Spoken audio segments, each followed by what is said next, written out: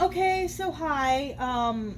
I doing this at an ungodly hour of the evening because I promised Mason a bread thing tonight, so I'm doing it even though I got distracted earlier today.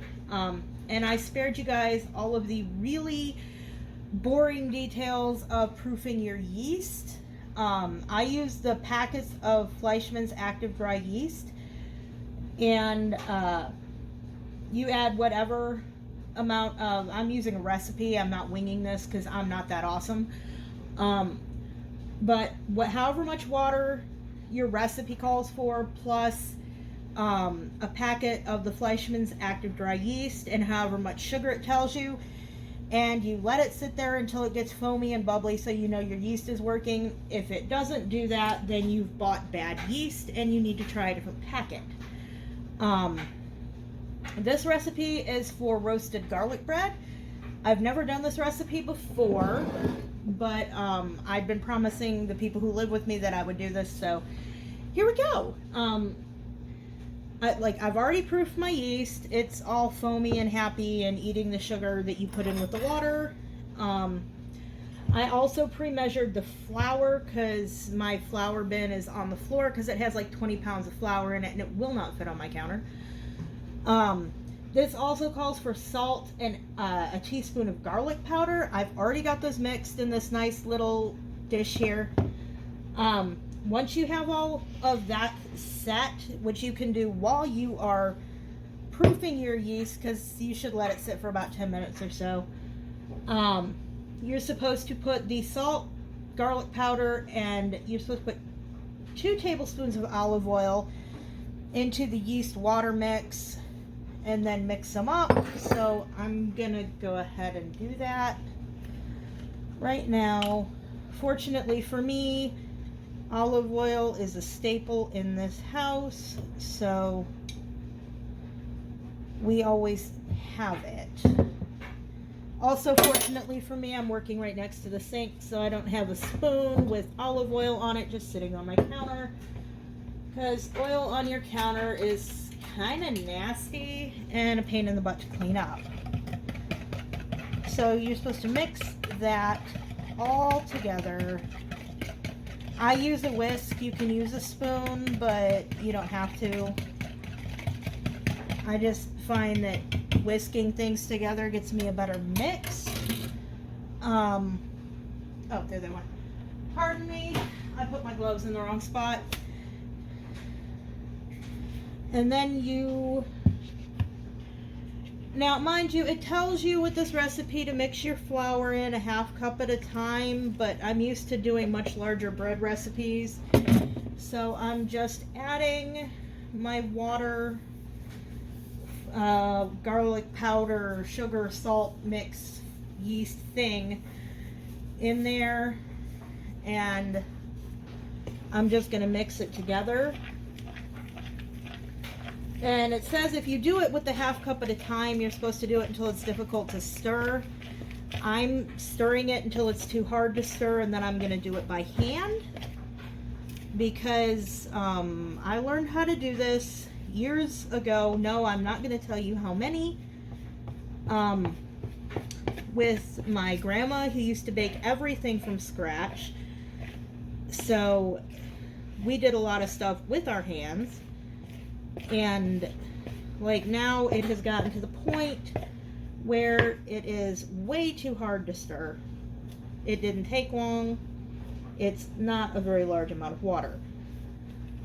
I may, if Mason would like, do a regular bread recipe at another point in time, and that takes a lot longer to get to this point because it's a recipe for 2 loaves instead of just 1. And so it takes a bit longer with the additional water that is required.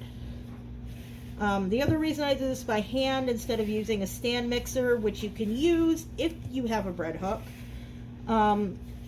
is that it gives me a better idea by how much the dough is sticking to my gloves or my hands. I have long nails and hate bread dough under my fingernails, so I use gloves. But it's a good judge of how well mixed it is based on how much it is sticking to your gloves as you get to the point where you can't use a spoon anymore. You really don't want your bread dough to be super sticky. It's not helpful. It probably means you have too much liquid in it. One way to address that is watch it when you're adding the flour, or conversely, if you get to the point where you've added however much flour your recipe is calling for and you find that it's a bit too sticky and gluteny, you can add a little bit more flour, and that usually will take care of the problem. Also, if you're doing this and you add the right amount of flour and you find your dough is really dry and you can't get all your flour mixed in, you can add water. I wouldn't add more than maybe a tablespoonful at a time. A teaspoon's better, and just work it into your dough until it's an appropriate consistency. You can see the dough here is still a little bit sticky, obviously, with the way it's sticking to my hands. But what you do after you get it to this point is I use a cutting board because I don't want it all over my counter, because I have a cat that licks flour. She's weird. But put it on a floured surface and work the dough. You're going to knead the dough. You can do this if you have a mixer with a dough hook without doing it by hand, and I will post this recipe later for anyone who wants it. And it tells you how long to knead your dough for. I prefer just to do it by hand. I can tell when it reaches the right level of elasticity where it's going to rise and not just sit in your container that you have for your bread rise. When I can tell it's not just going to sit there like a lump. It's not helpful, and your bread will be really dense. Pardon, that was my dryer. Your bread will be really dense if it doesn't rise well, and if that's what you're going for, that's fine. Some bread types are like that. This one is not supposed to be. So now I've got this. It's been a couple minutes, I guess. Now I've got this so it's fairly elastic.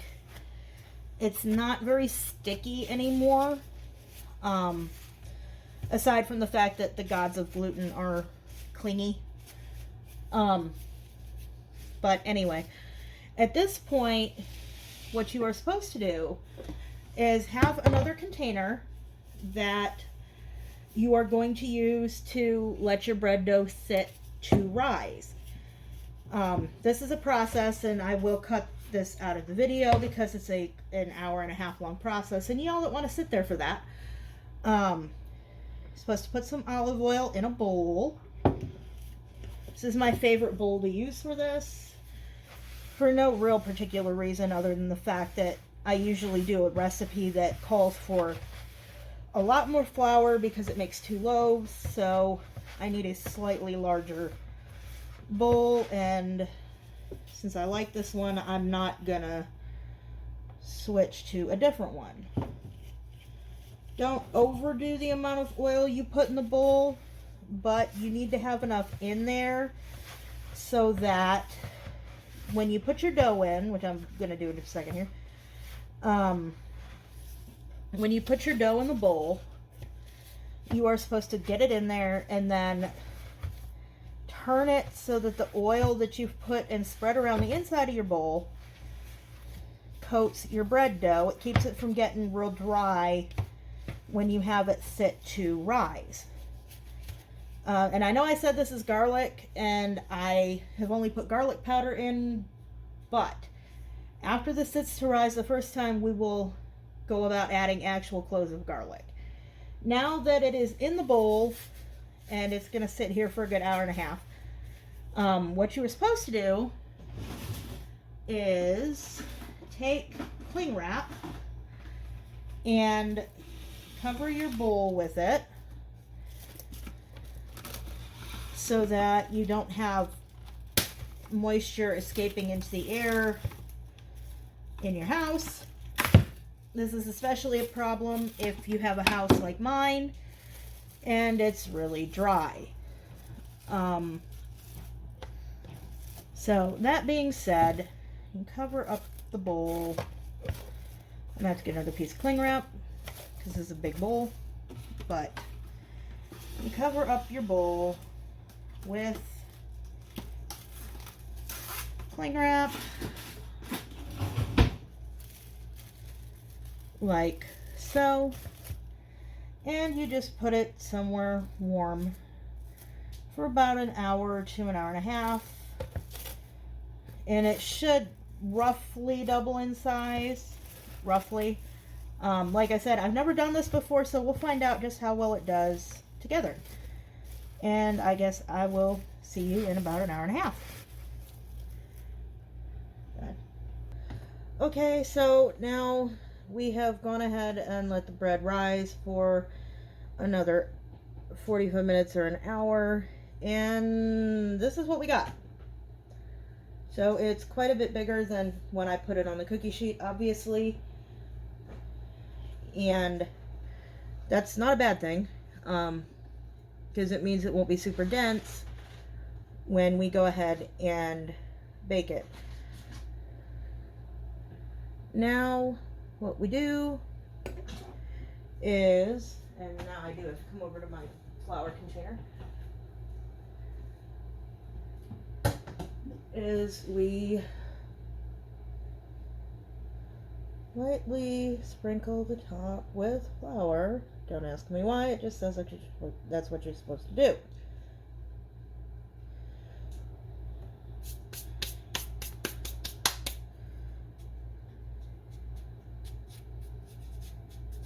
And now that we've done that, we are supposed to cut some slits in the top, and it's going to go in the oven, but we are also supposed to put a half cup of water onto an empty cooking sheet and put that in the oven with it to keep it from drying out, although that really doesn't seem like very much water, but that's what it says, so that's what we're going to do. I already preheated the oven, so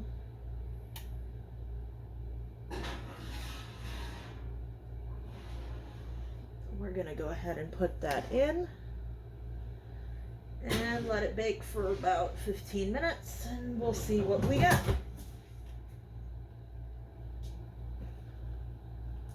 Okay, so it's now been about an hour and a half, and the dough has risen, but while we were waiting for that, we went ahead and roasted 2 entire heads worth of garlic cloves. I'm going to chop those up now. How you do that is you just put them on a piece of tin foil, drizzle some olive oil on them, and then wrap the foil around them, put them on a cookie sheet, and you bake them in the oven at 400 degrees for about 15 minutes. And we're going to chop those up. If they'll stay on the cutting board, that'd be helpful. And what we're going to do, once we get these all chopped up so we don't have giant clumps of garlic, this recipe only calls for 1 head of garlic roasted, but in this house we like garlic, so I went ahead and used 2.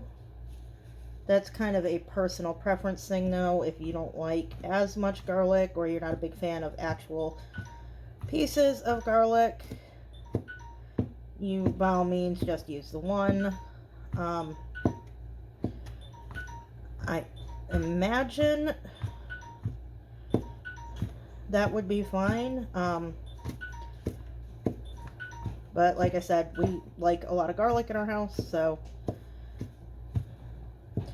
And this has the pieces down to a manageable size, as opposed to entire cloves. Come on. None of these chunks are now very big. And now that the bread has risen for an hour and a half, I'm going to pull the dough out. Now that we're done with the giant knife. And we're going to flour the surface again.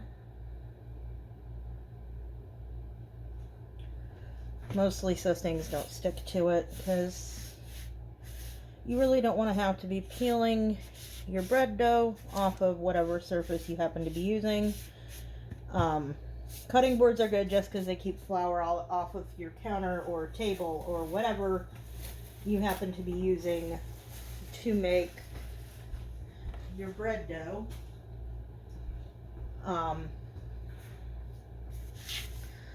Now, before you actually take it out of the dish that you use to let it sit and rise, you should punch it down and work some of that air back out of it.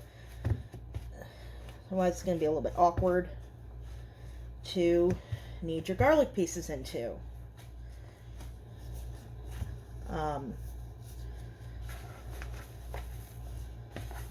So now we have bread dough that we have let rise, and we have pieces of nice roasted garlic that will go. Sorry, I'm blocking the camera, but now we have these pieces of garlic that we're just going to knead into the bread. Being as you have to knead it again anyway, it's the easiest way to work your garlic in. The reason you roast the garlic first is that if you don't, you can't really guarantee that it's going to be cooked and soft, and the last thing you want in your bread when you go to take a bite out of it later after it's done is a giant chunk of hard garlic. Unless you're someone who likes to eat raw garlic cloves, I personally wouldn't advise it, but hey, you do you, right? Kind of a personal preference thing, but again, I wouldn't advise it. Especially if you live with other people, they might not appreciate you eating raw garlic. Unless you don't like the people you live with, in which, hey, go for it. It's a little odd, but that's my opinion. Alright, now that we've got this all kneaded into the bread dough, we're going to go ahead and